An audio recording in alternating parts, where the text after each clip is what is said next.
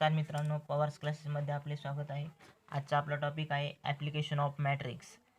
मॅट्रिक्सचा यूज हा linear equation solve करण्यासाठी होतो. त्यासाठी आपल्याला त्या मॅट्रिक्सचा इनव्हर्सची गरज पडते.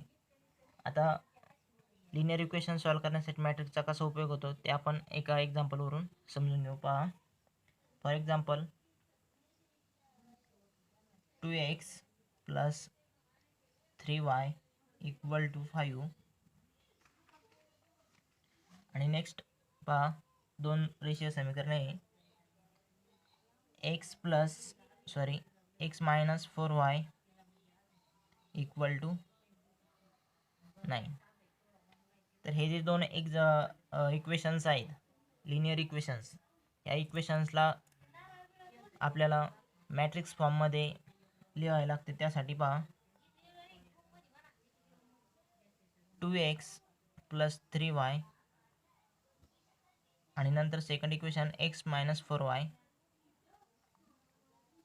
यांना अशा प्रकारे आपण मॅट्रिक्समध्ये लिहू शकतो. = 5, 9. अशा प्रकारे आपण लिहू शकतो.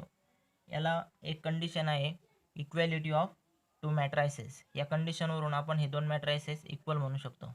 आता नेक्स्ट स्टेपला पहा,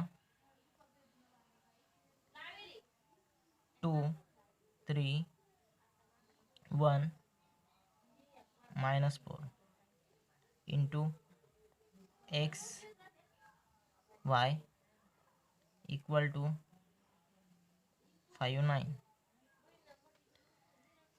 यामध्ये पहा, यामधून x आणि y आपण बाहेर काढले आहे. याला एक रिझन आहे, आपण तो कन्सेप्ट पाहिला आहे, मल्टिप्लिकेशन ऑफ मॅट्रायसेस. दोन मॅट्रायसेसचं मल्टिप्लिकेशन म्हणजे काय करतो आपण, फर्स्ट एलिमेंटसाठी first row second column, second एलिमेंटसाठी त्याच पद्धतीने अशा प्रकारे आपल्याला जे एलिमेंट्स मिळतात ते आपल्याला ह्या पद्धतीमध्ये आपला इथे एकच कॉलम आहे, फक्त हा कॉलम मॅट्रिक्स तयार झालेला आहे. म्हणजेच पहा, 2x + 3y या पद्धतीने आपलं वरचं मिळेल. नंतर पहा, x - 4y अशा प्रकारे आपल्याला हे दोन्ही मिळून जाते. यालाच एक कन्सेप्ट आहे, मल्टिप्लिकेशन ऑफ टू मॅट्रायसेस. याला आपण इक्वॅलिटी ऑफ टू मॅट्रिक्स किंवा मॅट्रायसेस, आणि याला आपण मल्टिप्लिकेशन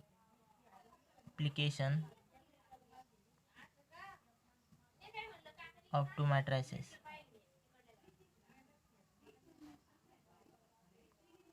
ह्या रूलनुसार आपण असं म्हणू शकतो. म्हणजेच आपल्याला इथे पहा, एक इक्वेशन तयार झालेलं आहे. ते इक्वेशन अशा प्रकारचं आहे, ax = b. इथे पहा, ए म्हणजे हा मॅट्रिक्स आहे 2, 3, 1, -4, आणि हा जो एक्स मॅट्रिक्स आहे हा एक्स वायचा आहे, आणि हा जो बी मॅट्रिक्स आहे हा 5, 9. आता इक्वेशनवरून हे जे मॅट्रिक्स तयार झाले, ए हा मॅट्रिक्स हा जे व्हेरिएबल आहे एक्स आणि वाय यांच्या कोएफिशियंटचा मॅट्रिक्स आहे. म्हणजेच where A is the matrix of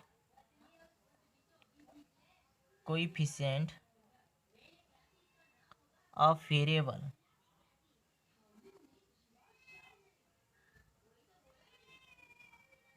second x is the matrix of variable,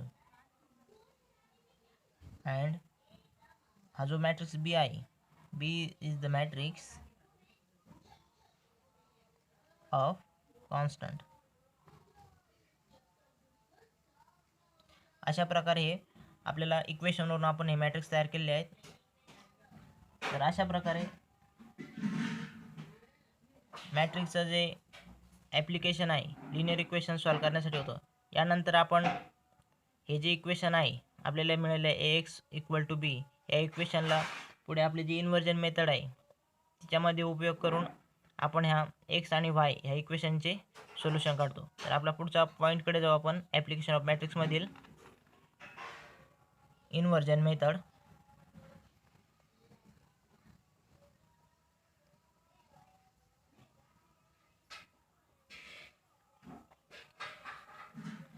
आपल्याला नावावरूनच कळतं इन्व्हर्जन मेथड म्हणजे यामध्ये मॅट्रिक्सच्या इन्व्हर्सचा यूज केलेला असेल, बरोबर. म्हणजेच ह्या इन्व्हर्जन मेथडमध्ये हे जे इक्वेशन दिलेले असतात आपल्याला, ते इक्वेशनला मॅट्रिक्स फॉर्ममध्ये लिहून एक्स इक्वल टू बी या फॉर्ममध्ये तयार करून नंतर ए इन्व्हर्स फाइंड करावा लागतो. ए ह्या मॅट्रिक्सचा ए इन्व्हर्स फाइंड करून त्यानंतर त्याला हे जे इक्वेशन आहे X plus X equal to B ह्या इक्वेशनला ए इन्व्हर्सने मल्टिप्लाय करून आपल्याला जे मिळतं X is equal to B into A inverse. तर आपल्याला त्यावरून आपल्याला एक्स आणि वाय ह्या व्हेरिएबलच्या आपल्याला किमती मिळतात. तर आपण ते एक्झाम्पलच्या मदतीने समजून घेऊ. कन्सिडर इक्वेशन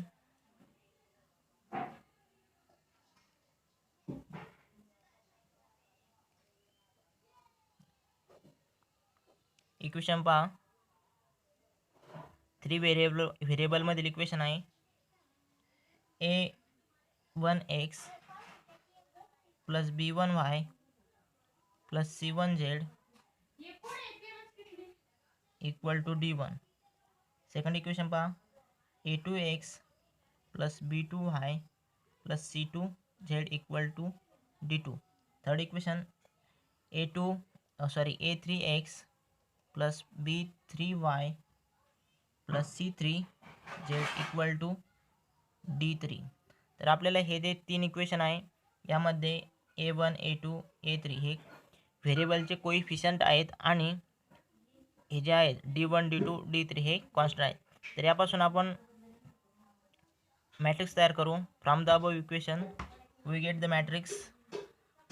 मॅट्रिक्स आपल्याला मिळेल पहा, a1 b1 c1 a2 b2 c2 a3 b3 c3. हा जो मॅट्रिक्स आहे हा 3x3 ऑर्डरचा मॅट्रिक्स आहे. त्यानंतर पहा आपले जे व्हेरिएबल्स आहेत, किती व्हेरिएबल्स आहेत, 3 व्हेरिएबल्स आहेत. त्यामुळे आपला जो मॅट्रिक्स एक्स तयार होईल तो एक्स वाय झेड. कारण आपण पाहिलेलंच आहे की या मॅट्रिक्सचे इक्वेशन हे जे आहे हे दोन मॅट्रिक्सचं मल्टिप्लिकेशन आपल्याला याचा मॅट्रिक्सच्या स्वरूपात तयार होत असतं. त्यामुळे आपण आधीच सॉल्व करून घेतलेलं आहे. त्यामुळे याला हे जे आपण इक्वेशनवरती शिकलो आहे त्यानुसार आपण लिहित आहे,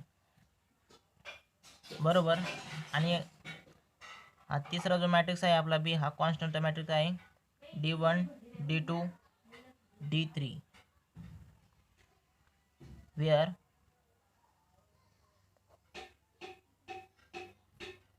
ए हा जो मॅट्रिक्स आहे हा आहे a1 b1 c1 a2 b2 c2 a3 b3 c3. X हा जो मॅट्रिक्स आहे हा एक्स वाय झेड या व्हेरिएबलचा आहे. आणि तिसरा जो मॅट्रिक्स आहे बी हा कॉन्स्टंटचा मॅट्रिक्स आहे, d1 d2 d3 अशा प्रकारे. म्हणजेच आपलं जे इक्वेशन आहे त्याच प्रकारे तयार होईल, एक्स इक्वल टू बी.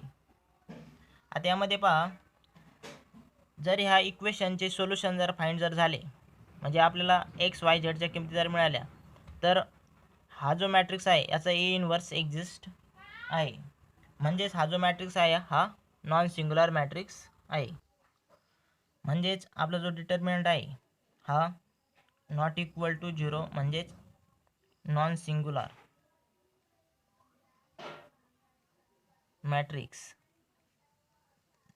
जर आपला हा ए मॅट्रिक्स हा नॉन सिंग्युलर असेल म्हणजेच त्याचा ए इन्व्हर्स एक्झिस्ट असेल.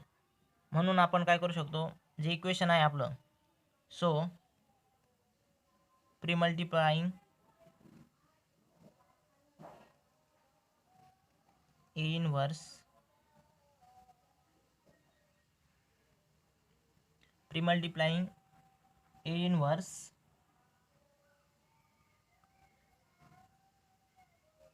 To the both side of the equation.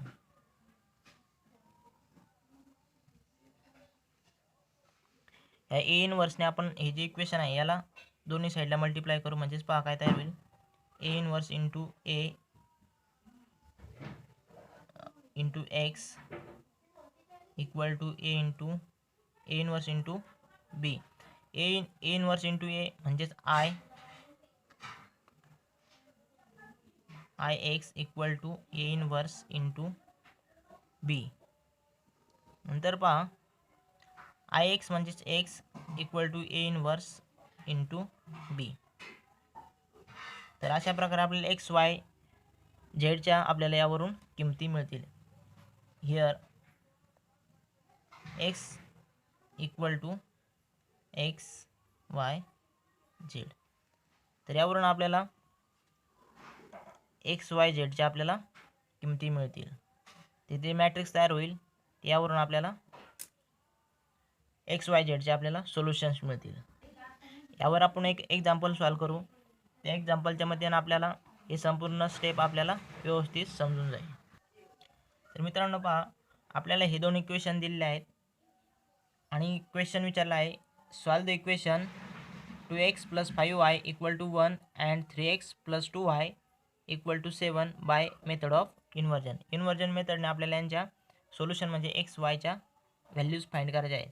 First आपल्याला हे जे मॅट्रिक्स दिलेलं आहे हे इक्वेशन दिलेले आहेत लिनियर इक्वेशन, यांना मॅट्रिक्स फॉर्ममध्ये लिहावे लागतील. त्यासाठी पहा हे जे इक्वेशन्स आहेत, आता हे जे इक्वेशनमध्ये दोन व्हेरिएबल्स आहेत म्हणजे 2x2चा मॅट्रिक्स हा तयार होईल. त्यामध्ये आपला A1 A2 A11 A12 हा फर्स्ट इक्वेशन असेल. सेकंड इक्वेशन आपलं A21 A22 अशा प्रकारचं राहील. तर त्यामधील हा first element, second element, third element, fourth element असे राहतील आपले. तर पहा मॅट्रिक्स तयार होईल 2 5 3 2. नंतर पहा सेकंड जो मॅट्रिक्स आहे आपला एक्स हा व्हेरिएबलचा मॅट्रिक्स असतो इक्वल टू कॉन्स्टंट 1 7. करेक्ट. आपल्याला हे कुठून भेटलेलं आहे? From the given equation.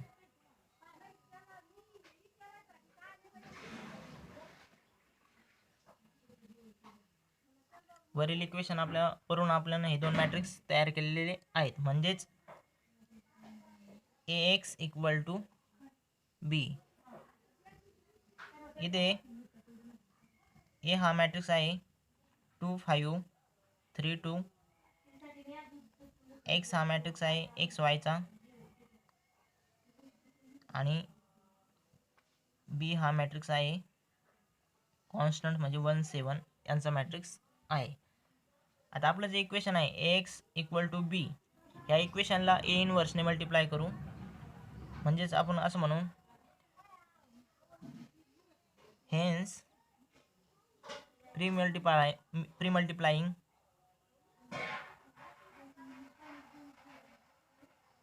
the above matrix equation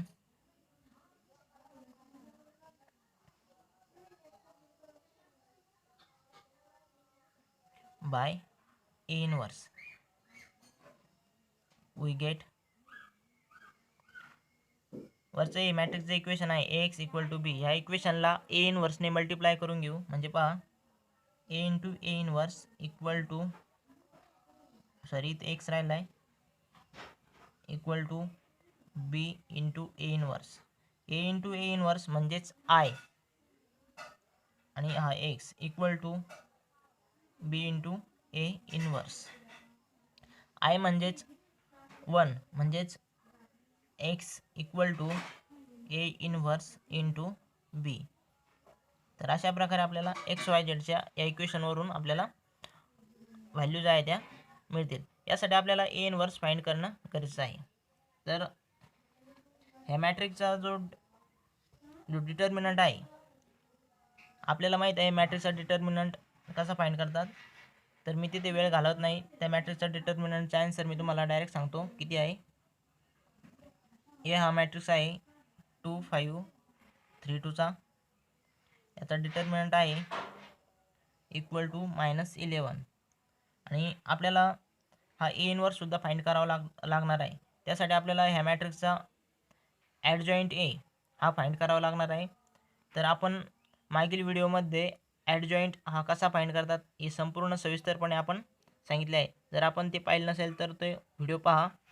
त्यामुळे आपल्याला हा ॲडजॉईंट कसा काढलेला आहे आपल्याला समजून येईल. तर ह्या मॅट्रिक्सचा ॲडजॉईंट आहे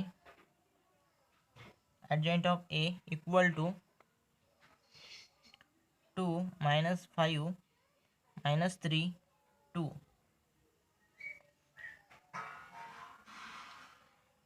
तर आपल्याला ए इनव्हर्स फाइंड करण्यासाठी आपण दोन मेथड शिकलो होतो. एक ट्रान्सफॉर्मेशन आणि एक ही जी मेथड आहे ॲडजॉईंट मेथड.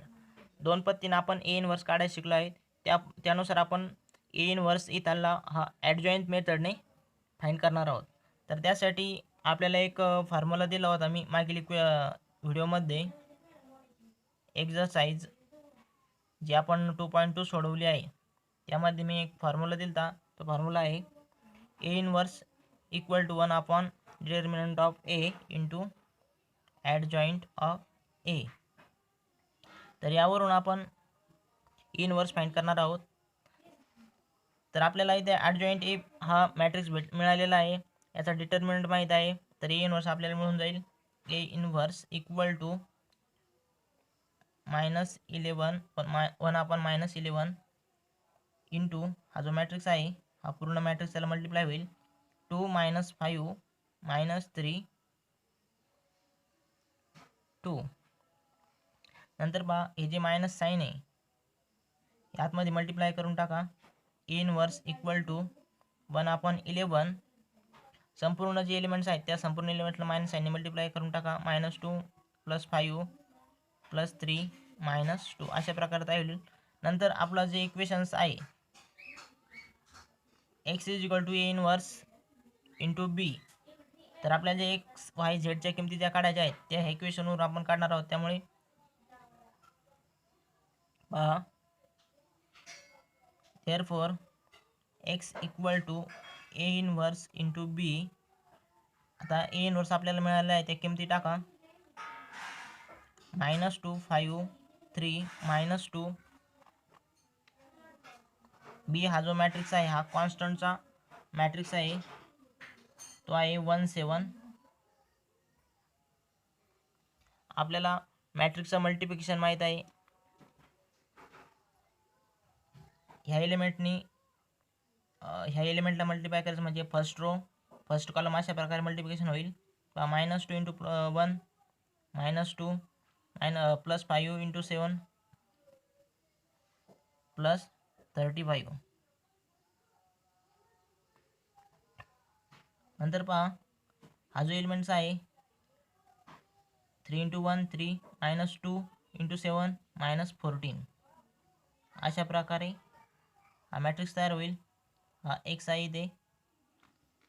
नंतर पुढील स्टेपमध्ये पहा एक्स इक्वल टू इथे आपलं ए इनव्हर्स हे जे आहे 1 अपॉन 11 हे संपूर्ण ठिकाण राहिलं होतं इथं 1 अपॉन 11.